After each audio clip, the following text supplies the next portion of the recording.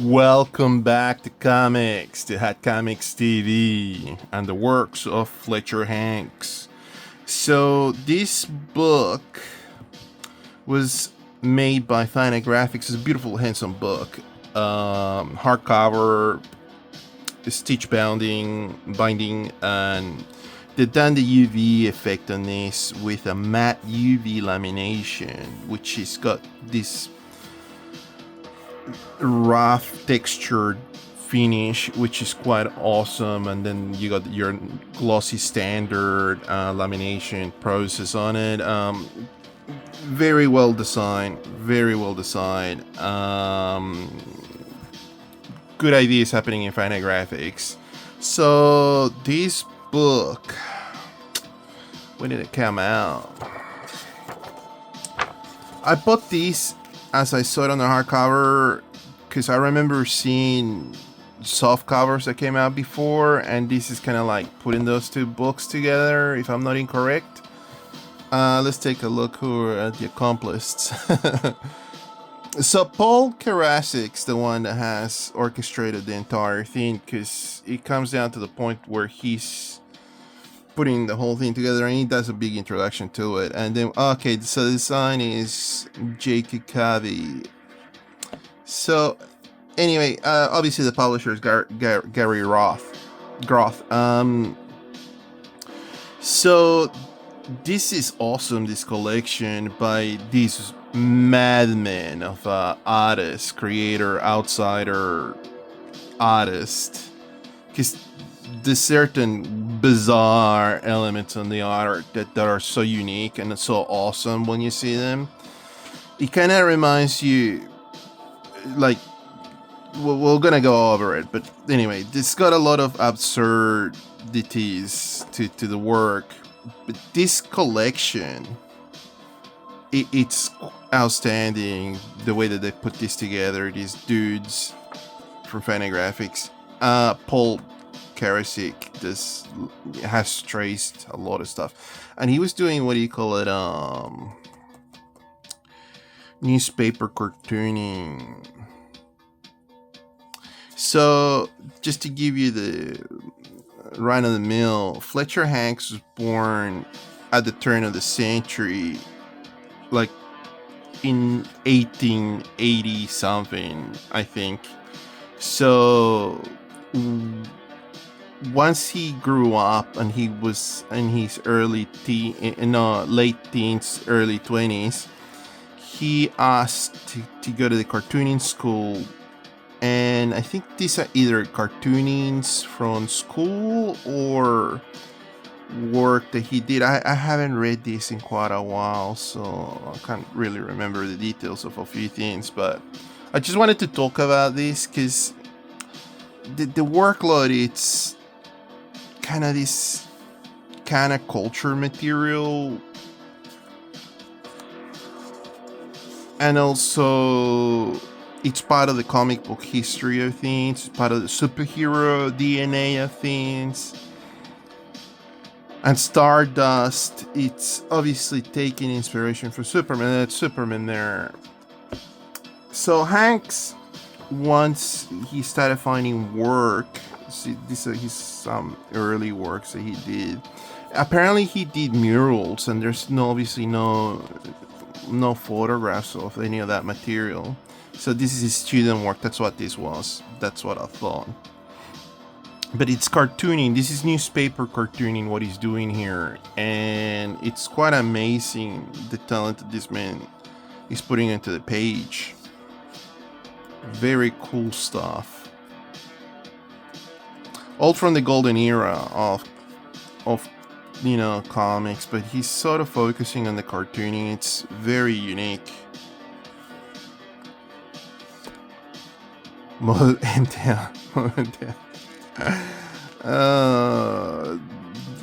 Very good ideas, very unique ideas, but he's able to flex from absurd cartooning from that period of time to well-conceived drawings, Apparently he was all one solo show. He was doing the entire workload on his own. He was inking penciling, obviously doing the story on his own. And this is he's probably his best known work, the Super Wizard Stardust, and it's kind of like a take of Superman, but it's a wizard and it's got all these superpowers or magic powers.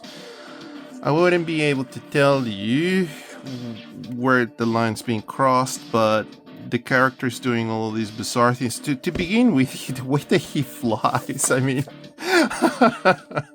look at that. I mean, I've never seen Superman do that, so it's quite.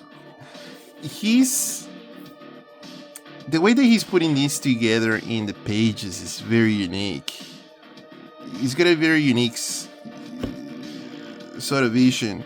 There's another thing is that the character of Stardust reminds me of how absurd the ideas were for Power Toast Man. Obviously, that's a parody. It's a joke to Superman. But that's what this came across in my brain. It reminded me of the Ren and Stimpy, John Kay cartoons. And Power Toast Man was the thing that went like, okay, it's got that absurdity to it. That's how this character operates. Things are just happening, and he's coming to bring justice, but more than justice is crime being punished. He's coming to do punishment upon the crime that's being done. So it's a very interesting premise. It's very unique, especially because it's the golden era of comics, and the anatomy is the other thing that captured my interest. I saw this book not at a comic book store. I saw it at a bookstore. And being a comic book collection was the thing that piqued my interest. But once you open this up and then you see the artwork inside, it's just absolutely outstanding. And I had already seen the trade paperbacks, but never really dived onto that. Look at this. It's just crazy, absurd, awesome cartooning. Traveling to other worlds, dealing with aliens. But the cartooning is unique. Look at this thing here. That's bizarre. I don't know if he's applying like a caricature sort of ideology, or because these are well-defined anatomy and they're trying to be sort of marketable sort of character designs, right? Whether this is just an interesting take on cartooning. Anyway, let's go on. See, they tried to shoot him and it's got no effect on Stardust. But the other thing is that how he appears is like this. Very interesting. Just very interesting to say the least. Unlike Superman, he's got no support cast. The character's operating on his own. There's no friends. There's no super friends or anything of the sort. Oh yeah, this is another cartoon, Taboo. The Wizard of the Jungle. So everybody's a wizard. Awesome cartooning, to say the least. And there's another thing is that we're talking about 8 pages, but they're all encapsulated in that. That's one story and that's it. The Big Red McLean's the same thing.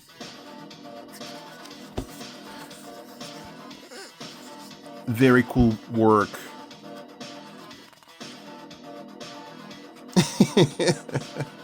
He's got like a monitor with headphones. Bizarre technology as well. He's exacting revenge in this.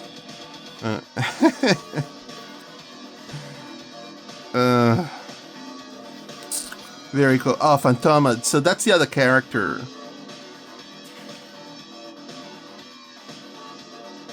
where he doesn't really elaborate what she is. Is she like a witch? Is she like, what is she? Is she a ghostly apparition? Because she turns into this sort of phantasmoric, what am I saying? Phantom-like character. See there. Oh my god, the stylings.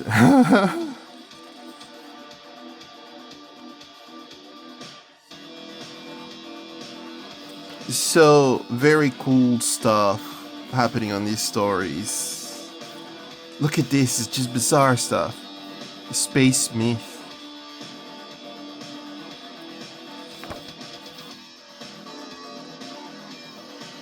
Golden era, no filter whatsoever.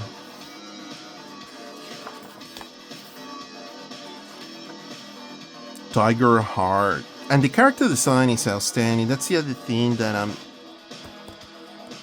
I forgot about that.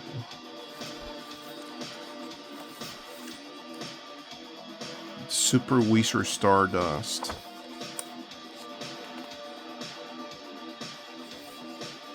The contraptions. Bizarre, but awesome at the same time. I guess people hadn't figured out wireless back then, so... I guess the artist, he's taking stuff from Buck Rogers, maybe, Flash Gordon, maybe, Jules Burns. Very unique vision on everything. Another insertion of Fantomah. A beautiful ghostly woman in the jungles with superpowers.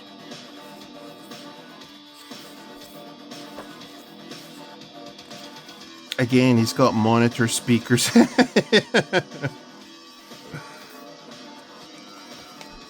Okay, so now let's talk about Fletcher himself. That's a self-portrait, according to his son. So, one of the creators of the book, Paul, went to talk to Flecher Hanks' son. Flecher Hank went by the name of Kirsty or Christy, and that's the same name that they call his son because he looks like him, I guess. And he was just telling him the horrible story that what Fletcher was like. He was like an abusive alcoholic and committed, all the things that an abusive person does to his family, like he's committing domestic violence, he's mistreating the children, he's stealing from the children, he's savings that they have in a piggy bank, he's just coming in to do that sort of stuff. So the guy was like an alcoholic and ended up dying on a homeless, destitute. These run of comics, he ran them only for 3 years apparently, or 4 years. He was doing comics for that period of time, and then later on he just absolutely stopped. Maybe he just gave up on the whole idea. Maybe it wasn't paying enough. He got commissioned and on hire, I think, by Will Eisner with some sort of shit when Will Eisner was hiring people like Bob Kane and Bill Finger and all that, the Golden Era sort of guys.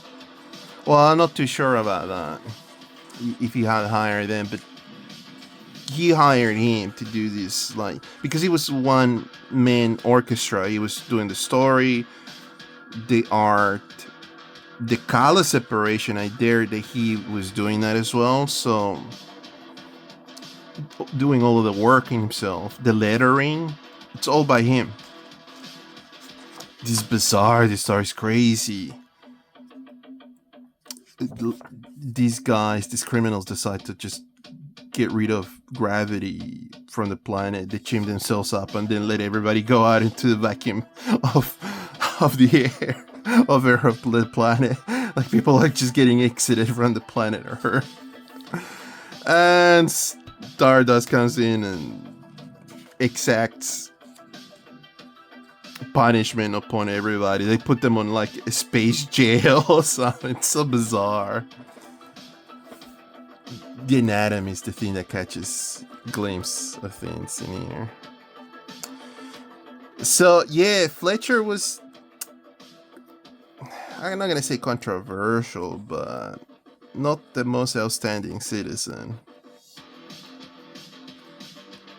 But did produce unique, amazing work from the Golden Era comics. Only revived by the people of Fantagraphics.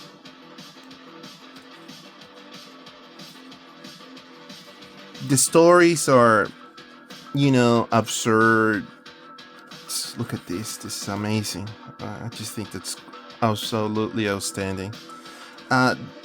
This absurdity to the stories, but very cool material. Unique. I mean, he's flying back. He's like Power Toast, man. And he's like a giant. Stardust.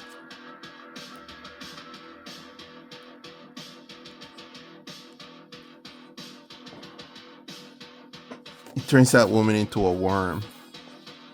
Just bizarre, crazy stuff.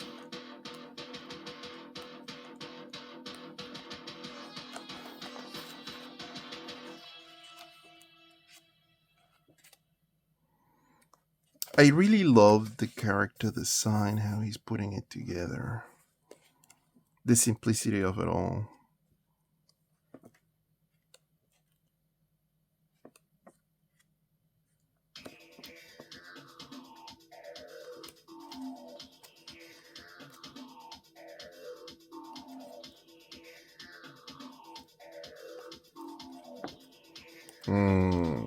Yeah, this is outstanding. This character design. It's just outstanding stuff.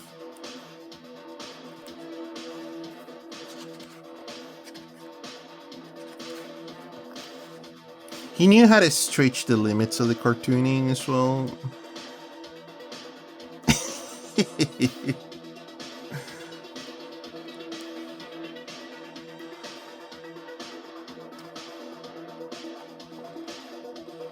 This is like a famous strip by a lot of the people that follow this guy's work.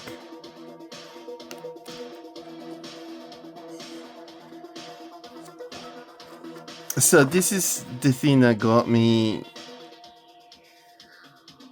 Karasik's work is pretty cool, and he went to trace and chase the family members, the existing family members that Hanks had, and this is where the story gets told that he was a total bum. So this is the part of the story that's that Paul Karasik sort of talks about, that he chased down the family. He wanted to find out more what had happened to Hanks, and this is his son. And this guy is not interested in comics, even through a lot of work that Hanks had made, and did not keep anything behind, and hated the guts of his father because of the way of his abusive alcoholism, you know. And the only thing that he kept was this drawing done in ink that Hanks left behind. But quite a sad ending. But there it is. That's the workload of I think this is the total collection. I'm not sure if there's more material that has not been uncovered. I wouldn't be surprised if there's more, but this is quite a handsome collection of these men who did very unique cartooning and comics. Anyway, thank you so much for your time. Please like and subscribe and all those good things. Please tell me if you know about Fletcher. It'll be interesting to see the comments. Anyway, have a lovely day. Take care. Bye-bye.